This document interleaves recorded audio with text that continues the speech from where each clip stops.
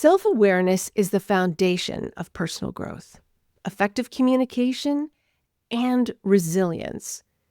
It allows us to recognize our thoughts, emotions, and behaviors, giving us the ability to respond rather than react.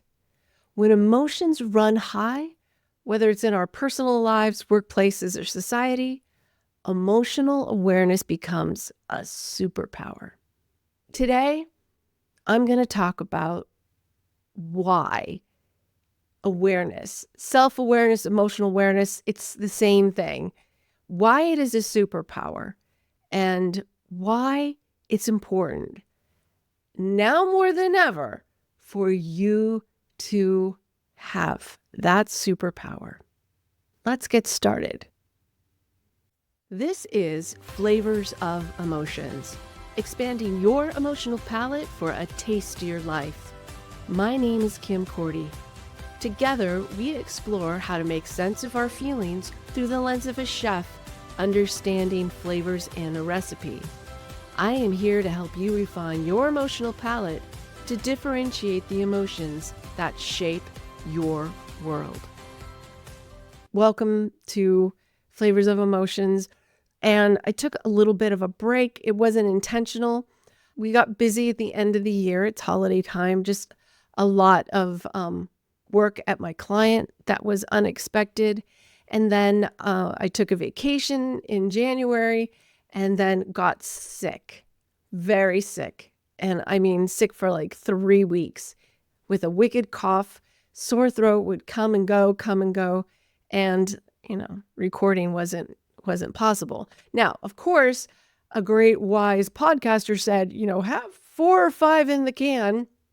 And of course, I didn't do that. I didn't think I'd need it. And I like to be just like, I want to talk about what I want to talk about when I want to talk about it. And I couldn't talk. So I was out of commission for a little while. But we're here to talk about self-awareness, emotional awareness. It's all the same thing. It all, for me, goes back to my story of not having it. I knew I had emotions, but I didn't have a lot of control over them, and they just came at me. I didn't have a whole lot of self-awareness. It was evidenced in my relationships. It was evidenced in my work performance.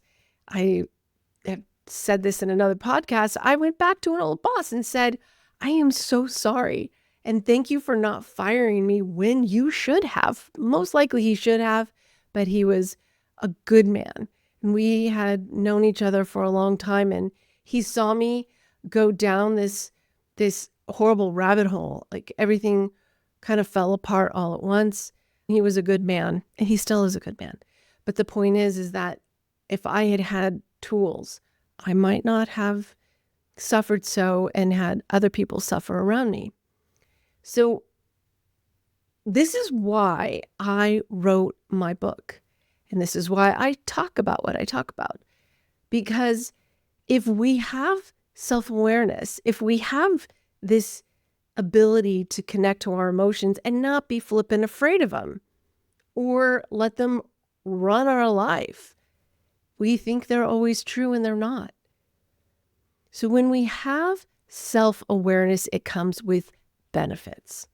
And I want to talk about them because whether you worked with me, read my book, someone else's book, found someone else that you were attracted to help you with your awareness, then yay, that's mission completed. This is not about me getting business. This is about you taking action so that you develop self-awareness as to who you are.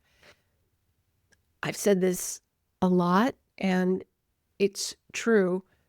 We were born to learn. From the moment we're born, we are learning.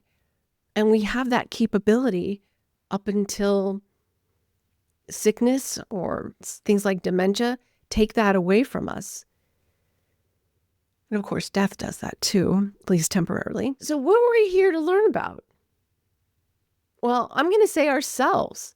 we're here to learn who we are and become, I think, the person that we were either meant to become or want to become.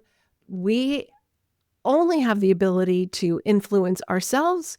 So why wouldn't that be the most important person that we want to influence? Of course, we have the opportunity to influence other people. Yes, it's an opportunity, but we can't force their change. We can force change in ourselves. That's the only person that you can. So this tells me what we need to learn about and why we need to understand ourselves better. And this happens with self-awareness. So what are some of the benefits of self-awareness? Better decision making. When you understand how your emotions influence your choices, your thoughts, your decisions, your behaviors, it helps to make your decisions based on clarity, not just impulse. You're checking in with yourself, right? You've got that connection to yourself built up. I've talked about this many times, interoceptive connection, meaning that you are connected to the feelings and what they're saying to you. And so you're listening to that. You're listening to what you consider your logic. And you're also, able to get how your body feels, which means that you're able to connect to that innate part of you, that part of you that's speaking loudly, and you just feel you need to listen to it. And I believe that all of these factors lead to better decision making. It also leads to improved relationships. When we can recognize our emotional triggers, we communicate more effectively and avoid unnecessary conflict. If we don't know how we feel, if we're not sure about who we are, what we want, what we don't want, what's important, what's not important, well, how can we communicate effectively? I mean, we can't even communicate with ourselves. So this is why self-awareness is so important for our relationships. Greater resilience is another benefit. Back in the day, I owned a running shoe store with my ex-husband, and running injuries were prevented when you had really good shoes that were not old or worn out and that were well taken care of. So at the bottom of a running shoe, it's called EVA. And some people would bring in their shoes and I would check the bounce that there was, how much resilience there was in the shoe so that they could hit the ground and come back up, meaning they weren't just pounding the ground. There was a bounce to that shoe. Sometimes I'd put my fingers inside of the shoe and I would be able to feel my finger on the other side because the EVA had worn out. We have our own internal EVA, our own cushioning, and self-awareness allows us to not only develop it, but to keep us bouncy, meaning that we can recover from stress or setbacks more quickly because we're able to regulate our emotions. And this is the power of self-awareness, leading to greater resilience. The other thing is that we have more authenticity. Knowing who we are and what we value, it helps us to align our actions with our true selves. So many companies fail culturally because how they behave and what they say their values are don't align. And so they're seen as unauthentic, but we can be the same way. We can appear as unauthentic because we don't match what we say or what we tell people, because we might tell people what we want to be or what we think we should be, but it's not truly us. And it's because we don't know ourselves. So when you have more self-awareness, you have more authenticity. Another great thing is enhanced leadership.